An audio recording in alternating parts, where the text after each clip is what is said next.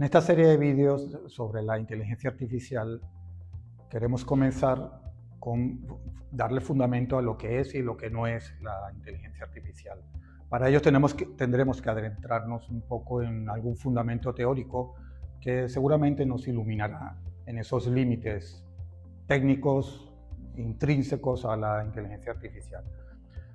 Como una definición igual no consensuada por todos los autores, pero sí que en el fondo las contienen fundamentalmente todos, es lo siguiente, ¿no? La inteligencia artificial se puede definir como esa área de la informática y de la tecnología que intenta desarrollar sistemas mediante los cuales la máquina imite la inteligencia humana.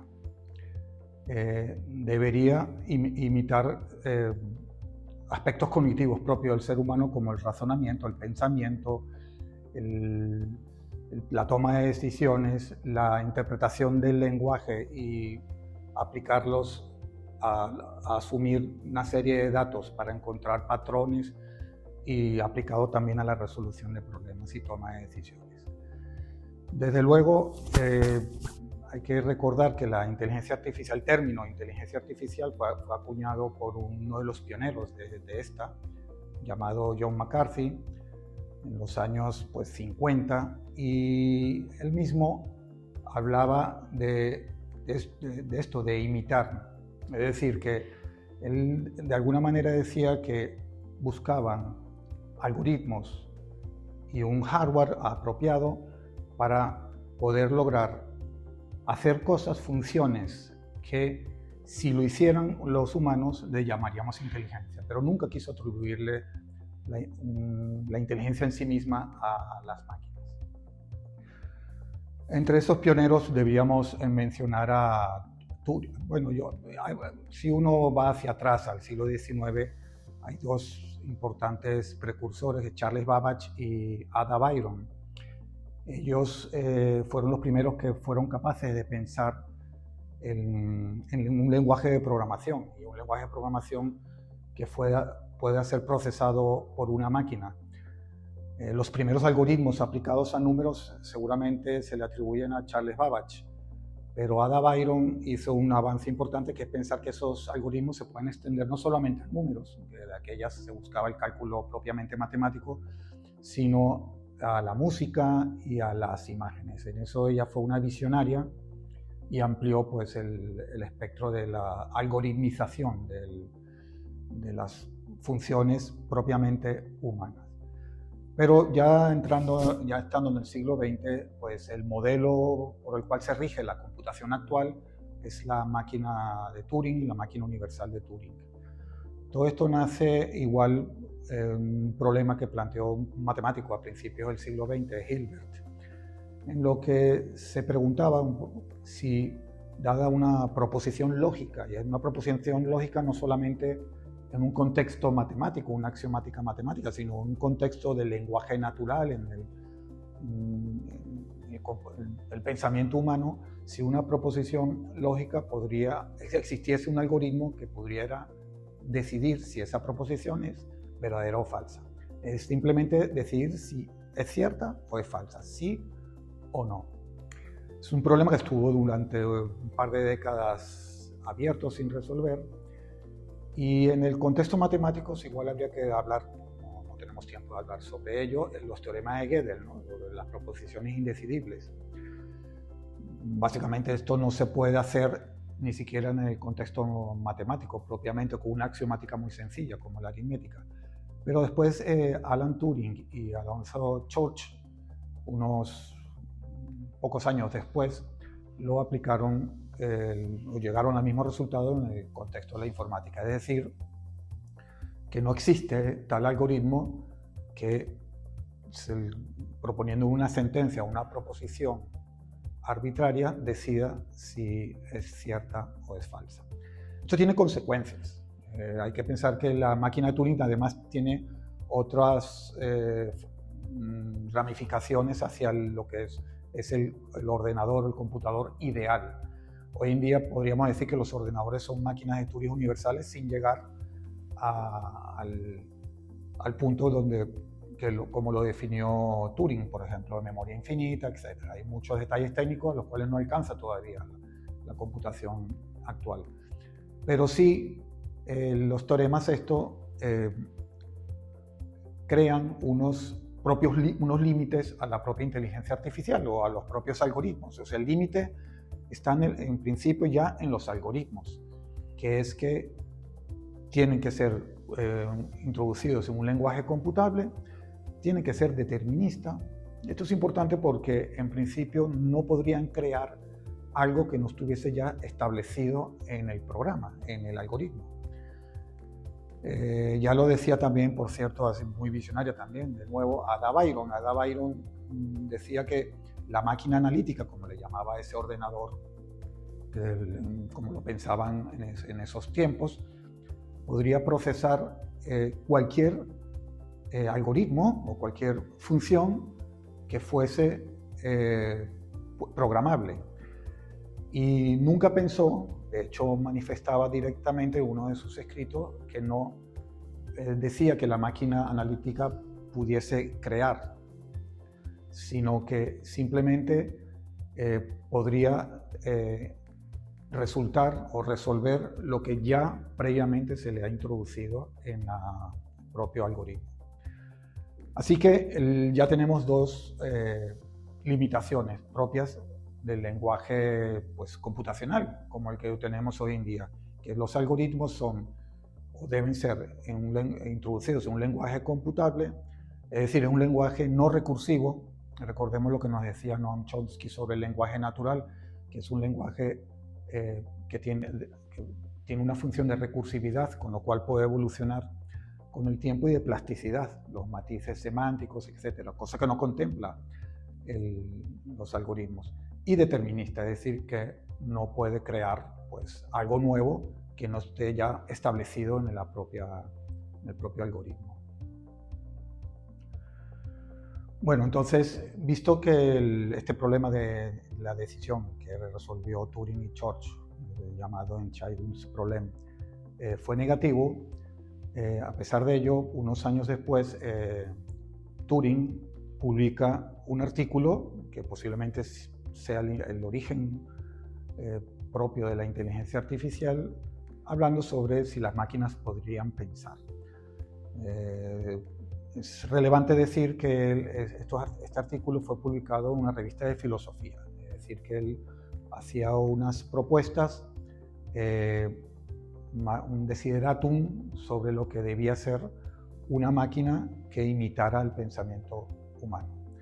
Con lo cual, la pregunta ahora sería, ¿es posible que el pensamiento humano, el propio ser humano, sea reductible a un algoritmo, a un lenguaje computable?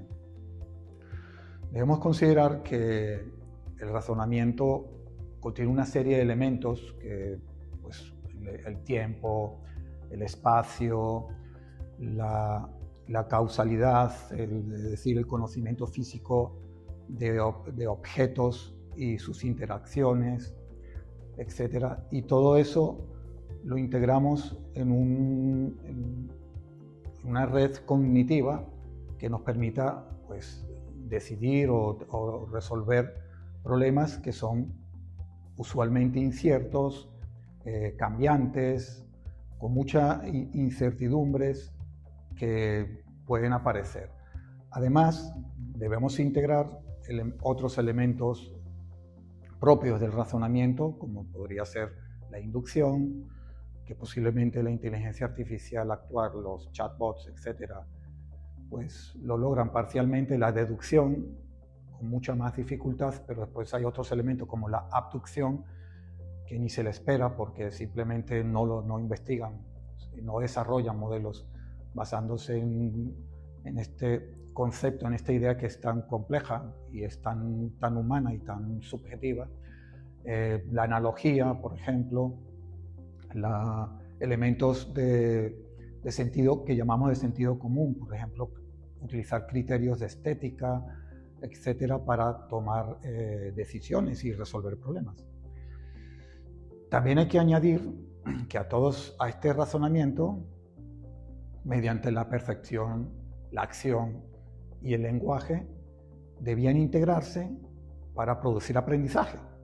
Es un aprendizaje humano que se basa, digamos, en todo el conocimiento nuevo, enlazarlo, conectarlo con el conocimiento anterior, de manera de hacer un aprendizaje que es continuo, incremental, no como hace la inteligencia artificial actual, que detrás de ella lo que están pues primordialmente son las redes neuronales, son un concepto que trata de imitar efectivamente las redes neuronales del cerebro.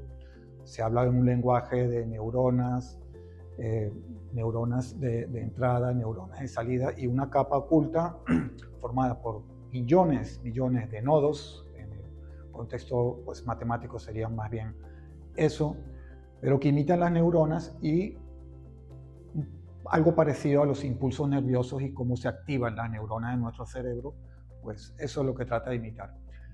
Si uno se fija en la red neuronal, no está más que compuesta de pues, una serie de flechas con unos pesos asignados a cada flecha que pasa de una neurona a otra, y mediante una base de datos que antiguamente, ya digo que estos son, pues, desde el punto de vista técnico y matemático, eran cosas de los años 80 y 90 del siglo pasado, no se podía hacer porque, por ejemplo, tenía esta dificultad técnica, que es como darle mucha información, suficiente información para poderla entrenar.